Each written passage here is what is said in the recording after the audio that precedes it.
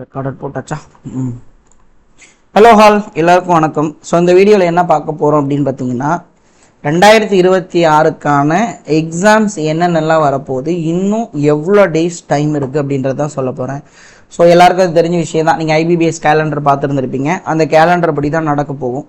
So ஒரு குட்டி awareness இது மூலமாக நீங்கள் என்ன தெரிஞ்சுக்கலாம், ஒரு சீரியஸ் ஆஸ்பிரண்ட்டுக்கு கண்டிப்பாக அது ரொம்ப யூஸ்ஃபுல்லாக இருக்கும். ஏன் அப்படின்னு பார்த்தீங்கன்னா, புதுசாக வரவங்களுக்கு எதை படிக்கணும், எதை படிக்கக்கூடாது, எப்படி கிளியர் பண்ணணும் அப்படின்ற ஒரு ஸ்ட்ராட்டஜி தெரியாமல் சிரமப்பட்டுட்டு இருப்பாங்க. பட் ஆனால் எக்ஸ்பீரியன்ஸுக்கு நல்லா தெரியும் ப்ரிலிம்ஸ் ஒரு விஷயமே கிடையாது, மெயின்ஸில் நம்ம என்ன தப்பு பண்ணுறோம் அப்படின்றத சரி பண்ணோன்னா கிளியர் பண்ணிடுவோம்னு தெரியும். ஆனால் அதை பண்ண மாட்டோம். கிட்டத்தட்ட ஆர்ஆர்பி கிளர்க்கு எக்ஸாம் முடிஞ்சதுக்கு அப்புறம் நீங்கள் பார்த்தீங்க அப்படின்னா நிறைய கேப் இருந்துச்சு. ஆனால் இன்னைக்கு படிச்சுக்கலாம், நாளைக்கு படிச்சுக்கலாம், நாளான்னைக்கு படிச்சுக்கலான்னு தள்ளி தள்ளி போட்டதுனால ஏப்ரல்ல இருந்து தான் நீங்கள் கரண்ட் அஃபேரே ஸ்டார்ட் பண்ணியிருந்திருப்பீங்க. 90% ஆஃப் ஸ்டூடெண்ட்ஸ் இதுதான் நடந்திருக்கும். சரிங்களா?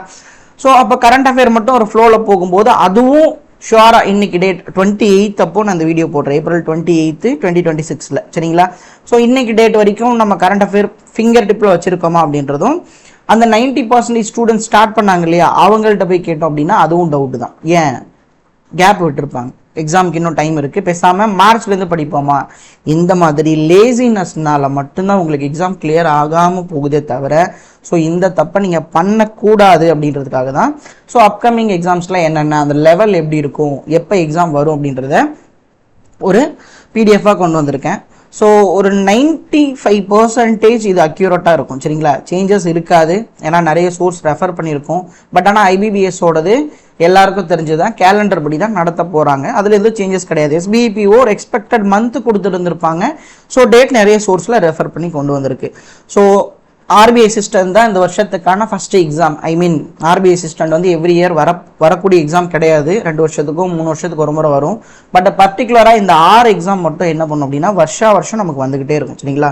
சம்டைம்ஸ் தமிழ்நாட்டுக்கு ஆர்ஆர்பி பிஓவில் வேக்கண்ட் இல்லாமல் கொடுத்துருக்காங்க. ஸோ இந்த வருஷம் வேக்கண்ட் வரும் அப்படின்னு நம்பலாம். சரிங்களா? ஃபர்ஸ்ட் விஷயம் என்ன அப்படின்னா, எஸ்பிஐ பிஓ தான் ஒரு பெரிய எக்ஸாம்.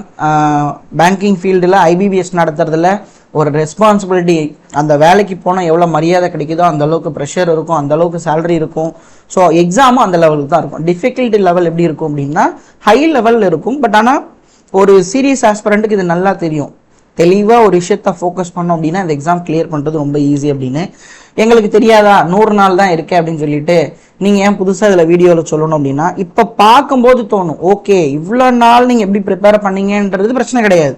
நீங்கள் ப்ரிப்பேர் பண்ணியிருந்துருக்கலாம், இல்லை நீங்கள் ஏப்ரலுக்கு முன்னாடி ஸ்டார்ட் பண்ணி, இல்லை நான் போன வருஷம் 2025-26 ஃபினான்ஷியல் இயரில் நான் எதனால் ஃபெயில் ஆனேன், இன்டர்வியூ வரைக்கும் நான் போனேன், அப்போ என்ன தப்பு பண்ணேன்னு நீங்கள் தெரிஞ்சு அதை ஃபைண்ட் அவுட் பண்ணி ப்ராக்டிஸ் பண்ணியிருந்தீங்கன்னா ஒன்றும் பிரச்சனை இல்லை, படிங்க. இல்லை நான் இவ்வளோ நாள் வரைக்கும் ஏதோ படிக்கணும், என்ன பண்ணணும்னு தெரியாத, ஒரு நாள் போய் படிக்கிறேன், இன்னொரு நாள் நான் படிக்காமல் விடுறேன் அப்படின்னா இங்கே இருக்கிற டேஸ்லாம் பாருங்களேன். எஸ்பிஐ பிஓக்கு கிட்டத்தட்ட 100 நாள் தான். முன்ன பண்ண பார்த்தோம் அப்படின்னா 100+ டேஸ் தான் இருக்குது. அதில் உங்களுக்கு எத்தனையோ நாள் ஃபங்க்ஷனுக்கு போயிடும், இல்லை நீங்கள் லீவ் எடுத்துருவீங்க, உடம்பு முடியாமல் போயிடும். இதெல்லாம் கால்குலேட் பண்ணி பார்க்கும்போது 100 நாள் நீ எஃபெக்டிவாக படிச்சு அப்படின்னா உன்னுடைய எக்ஸாம் உனக்கு வசப்படும். ஸோ இதில் ஃபர்ஸ்ட் பாயிண்ட் நான் என்ன சொல்ல வரேன் அப்படின்னா, சின்சியாரிட்டி ரொம்ப முக்கியம். சரிங்களா? இன்னையில இருந்தாவது அட்லீஸ்ட் இன்னைக்கு முடியலையா, மே 1ஆம் தேதி இருந்தாவது கரண்ட் அஃபேரில் வீக்காக இருக்கீங்களா, போன வருஷம் கரண்ட் அஃபேரில் ஸ்கோர் வரலையா, கரண்ட் அஃபேர் படிங்க. இல்லை இங்கிலீஷில் ஸ்கோர் வரலையா, இங்கிலீஷ் படிங்க. மே மந்த் ஃபுல்லாக இங்கிலீஷ் பாருங்கள், இங்கிலீஷ் வீடியோஸ் நிறைய பாருங்கள், இங்கிலீஷ் செக்ஷனல் டெஸ்ட் போட்டு பாருங்கள். இல்லை எனக்கு இங்கிலீஷும் ஓகே, கரண்ட் அஃபேர் ஓகே, எனக்கு ஆப்டிடியூடில் கொஞ்சம் அடி வாங்குது அப்படின்னா ஆப்டிடியூடில் நிறைய வீடியோஸ் பாருங்கள். மெயின்ஸ் லெவலில் ப்ராக்டிஸ் பண்ணு. நான் வந்து பிகினர்ஸ்க்கோ எப்படி எக்ஸாம் ப்ராக்டிஸ் பண்ணணும்னு நான் சொல்ல வரல, எனக்கு நியர்பையில் போகுது, மெயின்ஸில் தான் எனக்கு பிரச்சனை அப்படின்றவங்களுக்கு தான் நான் இவ்வளோ தூரம் ரெடி பண்ணி கொண்டு வரேன். ப்ரிலிம்ஸ் படிக்கிறவங்களுக்கு நிறைய ஆசிலேஷன், எப்படி எக்ஸாம் படிக்கணும் அவங்களுக்கு ஸ்ட்ராட்டஜி தெரியாது. யாராக இருந்தாலும் 1 or 2 ப்ரிலிம்ஸ் எழுதுனதுக்கு அப்புறம் தான் பேங்க் எக்ஸாம்னா இப்படி தான் இருக்கும் போல, இவ்வளோ பேர் உள்ள வராங்க போல, ப்ரிலிம்ஸ் வந்து ஜஸ்ட் ஃபார் எலிஜிபிள், அது காம்படிஷன் கிடையாது அப்படின்றது உங்களுக்கு கிளியர் ஆனதுக்கு அப்புறம் தான் புரிய வரும். பட் நீங்கள் எல்லாரும் அந்த ஸ்டேஜை கடந்து வந்துட்டீங்க. மெயின்ஸுக்கு ஒரு 10% ஆஃப் டிஸ்டன்ஸில் கேப் இருக்குது அப்படின்னா இந்த விஷயத்தை நீங்கள் தெளிவாக பார்க்கணும். சரிங்களா? ஸோ அப்போ எஸ்பிஐ பிஓ இருக்கிறதுலேயே டிஃபிகல்ட்டான ஒரு எக்ஸாமும் கூட, அந்த அளவுக்கு ப்ரெஷர் இருக்கும், அந்த அளவுக்கு சேலரி இருக்கும், அந்த அளவுக்கு சொசைட்டியில் மரியாதையும் இருக்கும். சரிங்களா? நிறைய பேருக்கு ஒரு ட்ரீமாகவும் இருக்கும். நான் ஃபர்ஸ்ட் பாயிண்ட் என்ன சொன்னேன், சின்சியாரிட்டி. செகண்ட் பாயிண்ட் வந்து எப்படின்னா ஃபோக்கஸ். ஃபோக்கஸ்னா என்ன, எல்லாரும் சொல்றது தானே எக்ஸாமை ஃபோக்கஸ் பண்றது தானே ஃபோக்கஸ்னா அப்படி கிடையாது. எக்ஸாம் பாயிண்ட் ஆஃப் வியூவில் ஒவ்வொருத்தருக்கும் ஒரு எக்ஸாம் பிடிச்சிருக்கும். பர்டிகுலராக ஃபார் ஒரு கேண்டிடேட்டுக்கு நீங்கள் கேட்குறீங்கன்னா, எனக்கு SBIPO ட்ரீம்னு இருக்கும். அவர் SBIPO ட்ரீமாக வச்சு படிச்சுட்டு இருக்கும்போது சிலர் வந்து SBIPOலாம் கஷ்டமா, அது வந்து வேண்டான்னு சொல்கிறாங்க, வேலைக்கு போனவங்கலாம் கதறாங்க, ஃபீல் பண்ணுறாங்க. ஒரு விஷயம் தெரிஞ்சுக்கோங்க, உங்களுக்கு தேவை வேலை. வேலை இல்லாமல் இருக்கிற கஷ்டத்தை விட வேலைக்கு போய் எவ்வளோ கஷ்டம்னாலும் பார்த்துக்கலாம். அதுக்கேற்ற சேல்ரி கிட்டத்தட்ட சொல்லணும் அப்படின்னா பேங்கிங் ஃபீல்டுலேயே ஒரு நல்ல சேல்ரி, பெட்டர் சேல்ரி, ஃபேமிலியை வந்து ரன் பண்ண முடியும், எந்த கஷ்டம் இல்லாமல் கொண்டு போகணும் அப்படின்னா அது 100% SBIPOனால தான் முடியும். ஸோ அதுக்கேற்ற ப்ரெஷர் இருக்கும். ஏன் அதில் வேலை பார்க்குறவங்க மனுஷன் இல்லையா, அவங்க அந்த ப்ரெஷரை ஹேண்டில் பண்ணுறது இல்லையா, எல்லாராலையும் ஹேண்டில் பண்ண முடியும். நீ ட்ரீமை ஃபிக்ஸ் பண்ணிட்ட அப்படின்னா அந்த எக்ஸாமை பர்டிகுலராக ஃபோக்கஸ் பண்ணி படிங்க. மற்ற எக்ஸாம் படிக்கக்கூடாதா, தாராளமாக படி, தாராளமாக எழுது. ஆனால் அந்த எக்ஸாமில் என்ன வீக்னஸ் இருக்குது, நீ என்னென்ன விஷயத்தில் வீக்காக இருக்கீங்கன்றத இப்போவே ஸ்டார்ட் பண்ணிடுங்க, டிலே பண்ணவே வேண்டாம். சின்சியாரிட்டி ரொம்ப ரொம்ப முக்கியம். நான் இன்னைக்கு படிக்க உட்கார வேணாம், எந்த காரணத்தை கொண்டும் அதை விட்டு வெளியே வரக்கூடாது. IPL பார்க்க போகிறது, இல்லை படம் பார்க்க போகிறது, வெளியே ஃப்ரெண்ட்ஸோட ட்ரிப்பு போகிறது, இது எல்லாமே உங்களுடைய சின்சியாரிட்டியை ரெடியூஸ் பண்ணிடும். ஸோ எக்ஸாம் ஃபோக்கஸ் பண்ணுறீங்க, இங்கே பாருங்கள், கிட்டத்தட்ட எல்லா எக்ஸாமுக்குமே மேக்ஸிமம் ஒரு 200 days தாங்க இருக்குங்க. 200 நாள் தான் லீவெல்லாம் எல்லாம் போக நீ சின்சியராக படிக்கணும்னாலும் 150 நாளாவது இந்த ஃபீல்டுக்குள்ளே அட்லீஸ்ட் ஒரு 5 மாதம் இதில் தக்க வச்சுக்கிட்டீங்க உங்களை அப்படின்னா ஒரு நல்ல ஆப்பர்ச்சுனிட்டி கிடைக்கும். சரிங்களா? அடுத்து சிலருக்கு PO மேலே விருப்பமே இருக்காது, கிளரிக்கல் தான் இன்ட்ரெஸ்டட்னா one of the best clerical அப்படின்னா SBI clerk, RRB clerk, IBPS clerks. என்னை பொறுத்தளவுக்கு நான் 3 கிளர்க்குமே பெஸ்ட்டுன்னு தான் சொல்லுவேன். எதையுமே இதை விட அது கஷ்டம், அதை விட இது கஷ்டம்னு சொல்லவே மாட்டேன். எல்லாத்துக்குமே ஒரே டைமிங் தான். எந்த பேங்க்ல வேலை பார்த்தாலும் ஒரே சேலரி தான்.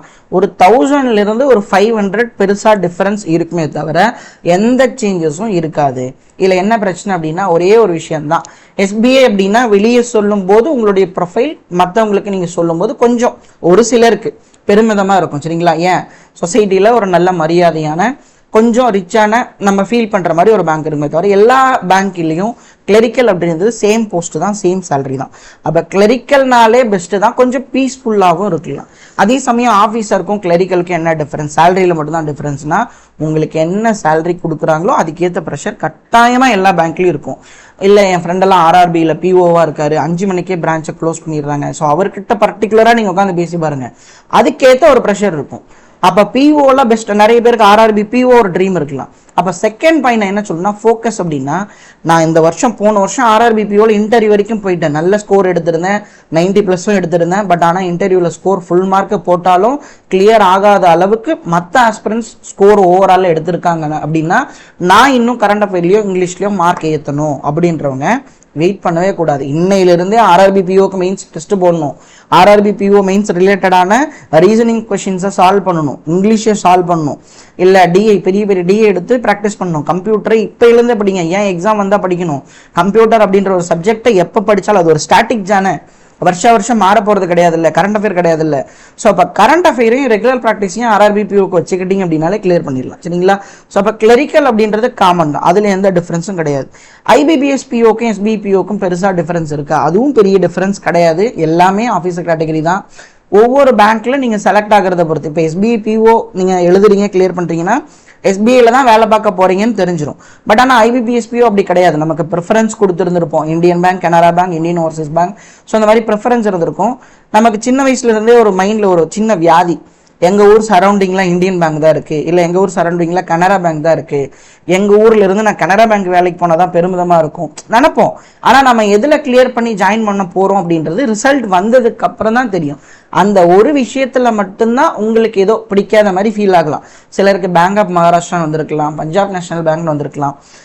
தமிழ்நாட்டில் எப்படி இந்தியன் பேங்க்கோ அதே மாதிரி நார்த்தில் பஞ்சாப் நேஷனல் ரொம்ப பெரிய பிரான்ச், நிறைய பேங்க் இருக்கும், நிறைய பிரான்ச்சஸ் இருக்கும், நிறைய பெரிய பிஸ்னஸ் நடக்கக்கூடிய பிரான்ச் தான். பட் பஞ்சாப் நேஷனல் பேங்க்னு சொல்லும்போது நம்ம ஊரில் ஒரு பெருமிதமாக இருக்காது. அது ஒரு விஷயத்தை தவிர சேலரி SBI POவும் IBPS POவும் ஒன்று தான். அந்த பேங்க்குகள் உங்களை ஆஃபீஸராகவும் பார்க் பண்ணுவாங்க, இல்லை ஒரு அக்கௌண்டன்ட் இல்லாத பிளேஸ்க்கும் பார்க் பண்ணுவாங்க. பட் ஆஃபீஸர் கேட்டகரியில் உங்களுக்கு மல்டிபிள் ஒர்க்கு, நீங்கள் ஒரு POவாக இருக்கீங்க, இன்னொருத்தர் ஒரு பேங்க்கில் PO, 2 பேரும் ஒரே ஒர்க்கு பார்க்க பார்க்கலாம் அப்படின்றதெல்லாம் கிடையாது. எல்லா ஒர்க்கும் அந்த பிரான்ச்சுக்கு ஏற்ற மாதிரி அந்த பேங்க்குக்கு ஏற்ற மாதிரி மாற்றி கொடுப்பாங்க. ஸோ இப்போ என்னென்னா இதில் நான் இந்த பேங்க்கில் தான் வேலை பார்க்க போகிறேன் அப்படின்றத ஷுவராக தீர்மானிக்க முடியாது. பட் ஆனால் நீங்கள் ப்ரிஃபரன்ஸில் கொடுக்கறது மேக்ஸிமம் வர்றதுக்கான சான்சஸ் தான் இருக்குது. நீங்கள் நல்ல மார்க் எடுத்து கிளியர் பண்ணிட்டீங்கன்னா ஃபஸ்ட்டு ப்ரிஃபரன்ஸ் நீங்கள் இந்தியன் கொடுத்தா இந்தியன் கிடச்சிரும், கனரா கொடுத்தா கனரா கிடச்சிரும். ஸோ அதில் எந்த சேஞ்சஸும் கிடையாது. ஸோ இப்போ இதில் என்ன முக்கியம் அப்படின்னா இந்த டேஸ் தான் ரொம்ப ரொம்ப ரொம்ப முக்கியம். எஸ்பிபிஓவா இன்னொரு 100 நாள், கிளர்க்கா 100 நாள். யோசிச்சு பாருங்கள், 100 நாள் அப்படின்றது லைஃப்பில் ரொம்ப ஸ்பீடாக ஓடிடும். எல்லாருக்கும் ஃபினான்ஷியலாக பிரச்சனை இருக்கும். ஃபினான்ஷியலாக பிரச்சனை இல்லாதவங்களுக்கு ஹெல்த் ரிலேட்டடான பிரச்சனை இருக்கும், இல்லைனா ஃபேமிலியில் நிறைய கஷ்டம் இருக்கும். எல்லாரும் ஒரு கஷ்டத்தில் படிப்பாங்களே தவிர யாருமே ஷுவராக சொல்கிறேன் எங்கள் வீட்டில் எனக்கு கடன் தொல்லை இல்லை, எங்கள் அப்பா அம்மாவும் எனக்கு ஃபுல் சப்போர்ட் அப்படின்றவங்களுக்கு ஒரு பிரச்சனை இருக்கும். மார்க் டெஸ்ட் போட்டால் ஸ்கோரே வராது, மன உளைச்சல் ஆயிடுவாங்க. ஸோ அப்போ எல்லாரும் ஒரு பிரச்சனையை தாண்டி படிக்கிறோம் அப்படின்னா இந்த ஒரு 100 நாள் மட்டும் எவ்வளோ கஷ்டம் வந்தாலும் நான் கண்டிப்பாக கிளியர் பண்ணிடுவேன். நான் இவ்வளோ நாள் சின்சியரிட்டியாக இல்லாமல் போயிட்டேன், இனிமேலாவது அதை சரி பண்ணிக்கோங்க. ஏன்னா நீங்கள் ஒரு 90% இதை பயணித்து வந்துட்டீங்க, ஒரு 10% தான் இதில் ட்ராவல் பண்ணணும். அந்த 10% ட்ராவல் பண்ணிட்டீங்க அப்படின்னா லைஃப்பில் சக்ஸஸ் தான். இல்லை நான் ஆல் டிக்கெட் வந்ததுக்கப்புறம் தான் ரெகுலராக படிப்பேன், கரண்ட் அஃபேரையும் அப்போ தான் ஸ்டார்ட் பண்ணுவேன். ஆர்வத்தில் கரண்ட் அஃபேர் படிக்கிறது வேறு.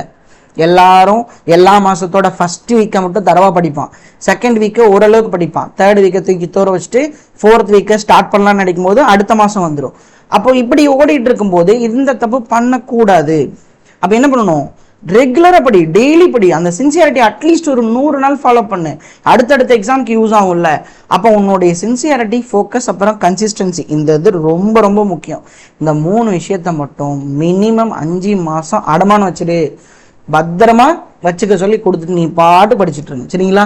எந்த பிரச்சனையும் இல்லாமல். எல்லாரும் காமனாக இன்னொரு மிஸ்டேக் பண்ணுவாங்க, எனக்கு என்ன பண்ணாலும் இங்கிலீஷ் வர மாட்டேங்குது, இங்கிலீஷை ப்ராக்டிஸ் பண்ணி. ஒரு 2 days 3 days முன்னாடி வேலுமணி பிரதர் ஒரு வீடியோ போட்டிருப்பாரு, கிவ் சம் டைம்னு. Super content. நீங்கள் ப்ராக்டிஸ் பண்ணிட்டு இருக்கீங்க, ரிசல்ட்டுக்காக உடனே வெயிட் பண்ணுறீங்க.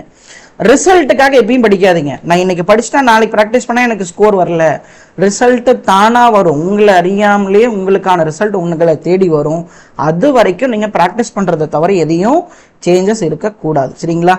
சரி, okay. Next level of exam both prelims and mains என்ன அப்படின்னா இது எல்லாருக்கும் தெரிஞ்சதுதான். என்னது, ஐபிபிஎஸ் கிளர்க்கு தான் இருக்கிறதுலே கொஞ்சம் ஈஸி லெவல். ஸோ அதுக்கு அடுத்த லெவல் அப்படின்னு பார்த்தோம்னா இது ஈஸி, இது டிஃபிகல்ட்னு சொல்லும், சரிங்களா? ஓகே.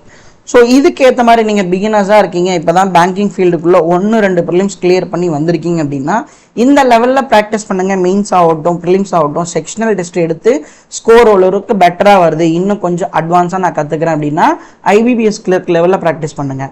இல்லை எனக்கு இதெல்லாம் பிரச்சனையே கிடையாது, எனக்கு பிஓ லெவலில் தான் மெயின்ஸே வேணும்னா டேரெக்டாக நீ பண்ணலாம். ஆர்ஆர்பி பிஓலேருந்து ஸ்டார்ட் பண்ணுங்கள். பிஓ லெவலில் கொஞ்சம் ஈஸி லெவல் அப்படின்னு பார்த்தோன்னா ஆர்ஆர்பி லெவல் இருக்கும், ஐபிபிஎஸ், அதுக்கப்புறம் எஸ்பிஐ, பிஓ.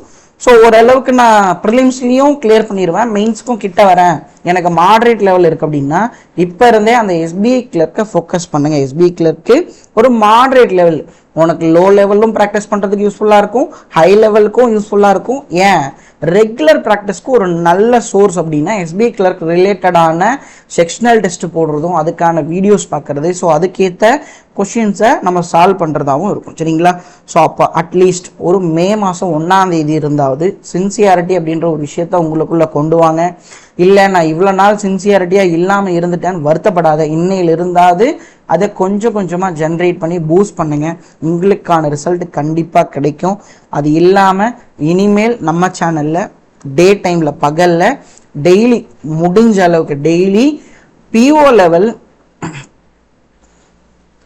லெவல் அரித்மெட்டிக்கு கிளாஸை கொண்டு வரேன், சரிங்களா? அரித்மெட்டிக் கிளாஸை கொண்டு வரேன், சரிங்களா?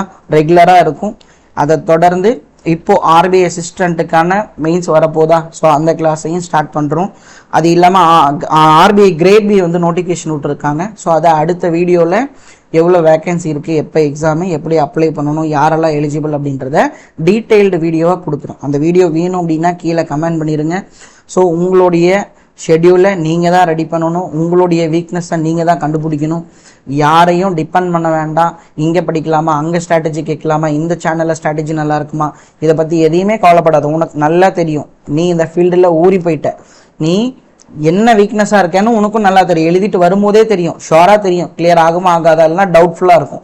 அப்படி இனிமேல் எக்ஸாம் சென்டருக்கு போகாத, கான்ஃபிடென்ட்டாக போகணும். அப்படின்னா இன்னையிலிருந்து அந்த sincerity plus focus plus consistency இந்த 3ஐயும் கையில் பிடிச்சிக்கிட்டு நம்பிக்கையோடு படிங்க, சரிங்களா?